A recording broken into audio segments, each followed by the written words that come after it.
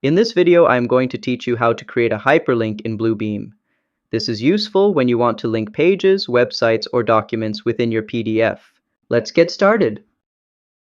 First, go to the Tools menu at the top of the screen.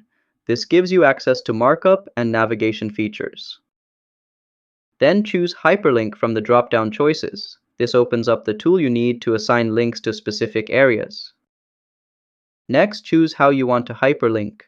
Either select by points or draw a rectangle.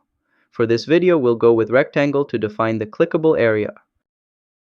After that, choose the type of hyperlink you want, whether it's to another page, a website, or a file. Just make sure to input the correct destination. Then click OK to finalize and activate your hyperlink. Now you'll see a clickable area on your drawing that takes you where you want. And that's how to create a hyperlink in Bluebeam. If this helped you out, don't forget to like and subscribe to How to Tutor for more simple tutorials. See you next time!